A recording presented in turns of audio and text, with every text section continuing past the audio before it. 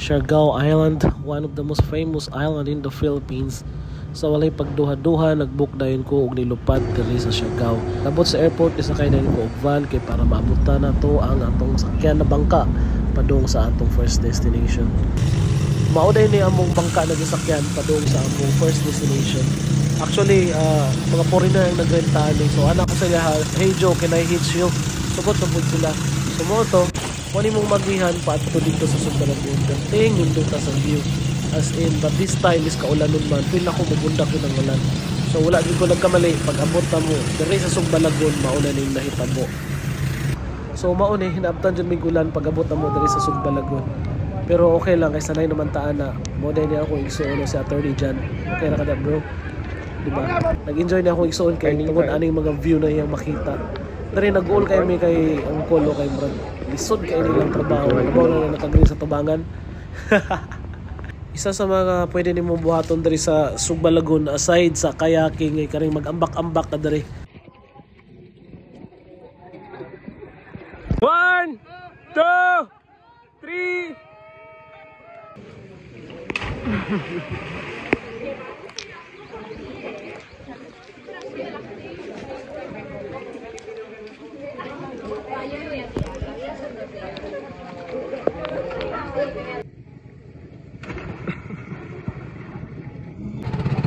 Pag humana mo ambak-ambak dito, nag-decide mo na mag-uli na ako para din mo mag-bihan sa ang next destination.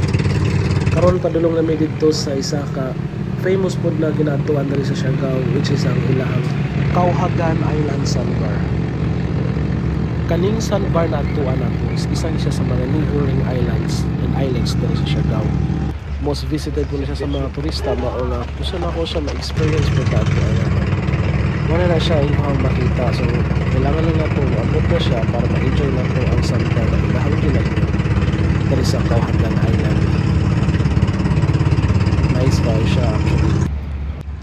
So welcome to Sandbar Cauhagan Island. Isa na siya sa most visited dali sa Siargao. Actually kung naalam mo diri, mas ma-appreciate niyo ang ilahang island kay tungod sa kanay sa beach. Tanawa ra gud na ninyo. Naa kay peace of mind, mas gwapo diri kung kauban nimo imong loved one, family o uban pa ng mga friends nimo nga gina-value sa life. So mauni siya ang Cauhagan Island Sandbar, unta nag-enjoy mo. This time manguli na may kay lagan pa may plano adtuan later para mas ma-enjoy na to ang Siargao tour. Let's go.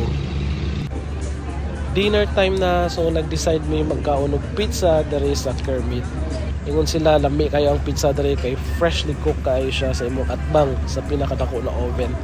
As you can see, naa na diri ang among order, giserve na. Actually init-init po dili siya pero wala na ako gi-mind kay since gutom na jud kayo ko, ikuha na jud ko isa para makakaon na. And this time nag-crave og ice cream. Then I heard na ay nagabaligya og ice cream diri sa Siargao na gelato ice cream. So pag gelato, favorite kayo na ko na siya. Gatuan dayon na mo ang Halika Siargao. Nag-serve na sila og different flavors na ube, taro, cookies and cream, ug daghan pa. Ang gingon ni Kuya, mauni siya ang ilahang bestseller. So since bestseller siya, mauni ako ang gi-order. Kaya itsura pa lang ani nagalaway na jud ko. Actually 10 out of 10 sa kalami. Comfort food mo gud ako nga ice cream. So maski asa nga lugar na ice cream mo kaon jud ko. Good morning.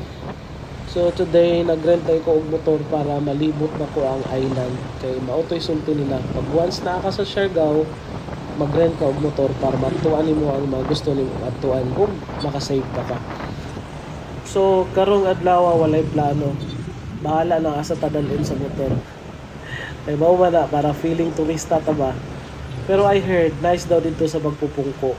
Dito tong mura siya pool na maipon gud sa tunga ang tubig pag low tide. And pag low tide, daghan nga adto dito kay mura jud sa swimming pool daw. So since curious man ko, naisipan ako nga kato ang atong first adtuan karong adlaw. Napansin ako ang Siargao no, mura siya paadtuglan. Karing I mean ang dalan paadtuglan, mura gyud ana ang vibe. Dagang maagihan, ang pinagkaiba lang kay dagang kag makita ng mga foreigner nga nagbaklay-baklay diriya. So this time nalagpas na ta sa Malapatan, approaching sa Basla na ta. Wala mo gud padtoglan no. Tanaw ko niyo ang dalan. Parang nasa resemblance ba. Nice kayo mag-ride dere sa ako mga friends na alala na ko. Mo nilang mga ganahan na trip. Mag-ride, patog beaches, maligo, magduyan. So mao ni siya unta. Masulayan po din yun eh. Adto ta diri sa Siargao next time. Kanay sa weather karon unta dili mo ulan. Finally naabot jud ta diri sa Magpupungko. Mao ni siya ang Magpupungko. So tanaw na to nganong gitawag ni siya Magpupungko. Daghan pug bato-bato diri nga beach ba. Mas nice pa siguro nga to ang beach dira sa Glan. Pero tungod sa kadaghan og foreigner o mga turista nga nagaadto diri, morning maingon nila the best ang Siargao. But when it comes to beach, ang beach diha dili pud siya mabilin kay nice wood kaayo. Ang kakaiba lang diri jud ay ang ilang wave. Kay surfing capital of the Philippines man siya. Kusog ang wave. Morning ginadayo siya sa mga foreigner. Okay. So, adto na to ning ilang ginatapukan diri ay mo nang ingon nila nga mura siya swimming pool pag low tide. So pag low tide mas ginadayon ni nila. Careful lang jud ta diri kay grabe ko yung bato-bato diri. Pag once mas slide ka diri hiwa jud imong panit ani ba. Mura mo siya Isla Hardin no? Or mas worse pa ni siya. Pero ang the best diri kay mao ni siya o kaning adtuan nato na mura siya swimming pool, mag-form siya swimming pool pag low tide. O daghan po kag makita na nice na view. Sama ani o di ba? Nice kay mga view. So siguro maingon ako nga gitawag nila ni Magpupungko kay nagalingkod ang mga tao diri sa gilid. Kay mura mo gud siya poolside. Oh, di ba? Makita ninyo. Kinsa ba joy diri mag-enjoy diri ah. Pagka nice jud sa view eh. So mao ni siya ang Magpupungko. Actually daghan pa kay tag adtuan sa ato ang Siargao tour.